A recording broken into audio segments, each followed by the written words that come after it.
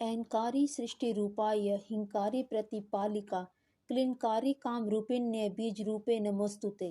चामुण्डा चण्डघाती च यैकारी वरदायिनी विच्चय चाभ्यदा नित्यम नमस्ते मंत्र रूपिणी। जय माता दी। स्वागत है आपका हमारे चैनल कथा और पूजन में। आज हम पढ़ेंगे दुर्गा सप्तशती 8वां अध्याय। महर्षि मेधा ने कहा, चंड और मुंड नामक असुरों के मारे जाने से और बहुत सी सेना के नष्ट हो जाने से असुरों के राजा प्रतापी शंभु ने क्रोध युक्त होकर अपनी संपूर्ण सेना को युद्ध के लिए तैयार होने की आज्ञा दी। उसने कहा, अब उदायुध नामक 86 असुर सेनापति अपनी सेनाओं के साथ युद्ध के लिए जाएं और कंबु नामक 84 सेनापति भी युद्ध के लिए जाएं और कोटि वीर्य नामक 50 सेनापति और धौम्रकुल नाम के 100 सेनापति प्रस्थान करें। कालक, दोहृद, मौर्य और कालकेय यह दैत्य भी मेरी आज्ञा से सजकर युद्ध के लिए कूच करे। भयानक शासन करने वाला असुरों का स्वामी शुंभ इस प्रकार आज्ञा देकर बहुत बड़ी सेना के साथ युद्ध के लिए चला। उसकी सेना को अपनी ओर आता देखकर चंडिका ने अपनी धनुष की टंकोर से पृथ्वी और आकाश के बीच का भाग बुझा दिया। हे राजन, इसके पश्चात देवी के सिंह ने दहाड़ना आरंभ कर दिया और अंबिका के घंटे के शब्दों ने उस ध्वनि को और भी बढ़ा दिया। धनुष की टंकोर, शेर की दहाड़ और घंटे के शब्द से पृथ्वी और आकाश के बीच का भाग गूंज उठा और इसके साथ ही देवी ने अपने मुख को और भी भयानक बना लिया। ऐसे भयंकर शब्द को सुनकर राक्षसी सेना ने देवी तथा सिंह को चारों ओर से घेर लिया।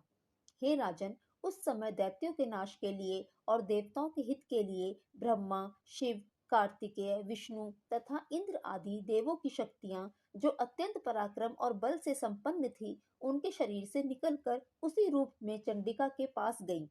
जिस देवता का जैसा रूप था, जैसे आभूषण थे और जैसा वाहन था, वैसा ही रूप, आभूषण और वाहन लेकर उन देवताओं की शक्तियां दैत्यों से युद्ध करने के लिए आई।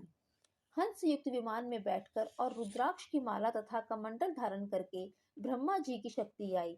वृषभ पर सवार होकर, हाथ में त्रिशूल लेकर, महानाग का कंकन पहनकर और चंद्र रेखा से भूषित होकर भगवान शंकर की शक्ति महेश्वरी आई और मोर पर आरूढ़ होकर हाथ में शक्ति लिए दैत्यों से युद्ध करने के लिए कार्तिकेय जी की शक्ति उन्हीं का रूप धारण करके आई।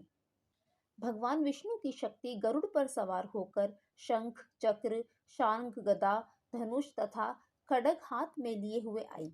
श्री हरि की शक्ति वाराही, वाराह का शरीर धारण करके आई और नरसिंह के समान शरीर धारण करके उनकी शक्ति नरसिंह भी आई। उसकी गर्दन के झटकों से आकाश के तारे टूट पड़ते थे और इसी प्रकार देवराज इंद्र की शक्ति ऐन्द्री भी ऐरावत के ऊपर सवार होकर आई।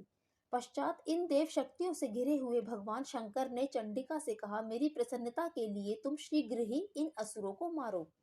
इसके पश्चात देवी के शरीर में से अत्यंत उग्र रूप वाली और सैकड़ों गिदड़ियों के समान आवाज करने वाली चंडिका शक्ति प्रकट हुई। उस अपराजिता देवी ने धूमिल जटा वाले भगवान श्री शंकर जी से कहा, हे प्रभु, आप मेरी ओर से दूत बनकर शुंभ और निशुंभ के पास जाइए और उन अत्यंत गर्वीले दैत्यों से कहिए तथा उनके अतिरिक्त और भी जो दैत्य वहां युद्ध के लिए उपस्थित हों, उनसे भी कहिए, जो तुम्हें अपने जीवित रहने की इच्छा हो तो त्रिलोकी का राज्य इंद्र को दे दो। देवताओं को उनका यज्ञ भाग मिलना आरंभ हो जाए और तुम पाताल को लौट जाओ। किंतु यदि बल के गर्व से तुम्हारी लड़ने की इच्छा हो तो फिर आ जाओ। तुम्हारे मांस से मेरी योगिनियां तृप्त होंगी। चूंकि उस देवी ने भगवान शंकर को दूत के कार्य में नियुक्त किया था, इसलिए वह संसार में शिवदूती के नाम से विख्यात हुई। भगवान शंकर से देवी का संदेश पाकर उन दैत्यों के क्रोध का कोई आर पार ना रहा और वह जिस स्थान पर देवी विराजमान थी वहां पर पहुंचे और जाने के साथ ही उस पर बाणों और शक्तियों की वर्षा करने लगे। देवी ने उनके फेंके हुए बाणों, शक्तियों, त्रिशूल और फरसों को अपने बाणों से काट डाला और काली देवी उस देवी के साथ आगे खड़ी होकर शत्रुओं को त्रिशूल से विदीर्ण करने लगी और खटवांग से कुचलने लगी।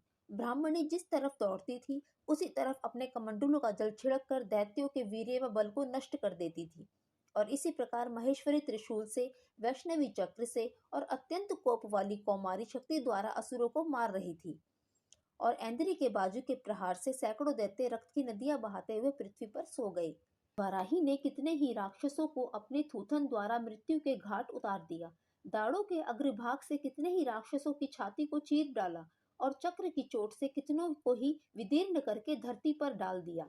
बड़े बड़े राक्षसों को नरसिंह अपने नखों से विदीर्ण करके भक्षण कर रही थी और सिंहनाद से चारों दिशाओं को गुंजाती हुई रणभूमि में विचर रही थी। शिवदूती के प्रचंड अट्टहास से कितने ही दैत्य भयभीत होकर पृथ्वी पर गिर पड़े और उनके गिरते ही वह उनको भक्षण कर गई। इस तरह क्रोध में भरे हुए मातृगणों द्वारा नाना प्रकार के उपायों से बड़े बड़े असुरों को मरते हुए देखकर राक्षसी सेना भाग खड़ी हुई और उनको इस प्रकार भागता देखकर रक्तबीज नामक महापराक्रमी राक्षस क्रोध में भरकर युद्ध के लिए आगे बढ़ा। उसके शरीर से रक्त की बूंदें पृथ्वी पर जैसे ही गिरती थी, तुरंत वैसे ही शरीर वाला वैसा ही बलवान दैत्य पृथ्वी से उत्पन्न हो जाता था। रक्तबीज गदा हाथ में लेकर इंद्री के साथ युद्ध करने लगा। जब इंद्री शक्ति ने अपने वज्र से उसको मारा तो घायल होने के कारण उसके शरीर से बहुत सा रक्त बहने लगा और उसकी प्रत्येक बूंद से उसके समान ही बलवान तथा महापराक्रमी अनेकों दैत्य भयंकर रूप से प्रकट हो गए। वह सबके सब दैत्य बीज के समान ही बलवान तेज वाले थे। वह भी भयंकर अस्त्र शस्त्र लेकर देवियों के साथ लड़ने लगे। जब इंद्री के वज्र प्रहार से उसके मस्तक पर चोट लगी और रक्त बहने लगा तो उसमें से हजारों ही पुरुष उत्पन्न हो गए। वैष्णवी ने चक्र से और इंद्री ने गदा से रक्त बीज को चोट पहुंचाई और वैष्णवी के चक्र से घायल होने पर उसके शरीर से जो रक्त बहा उससे हजारों महाअसुर उत्पन्न हुए, जिनके द्वारा यह संपूर्ण जगत व्याप्त हो गया।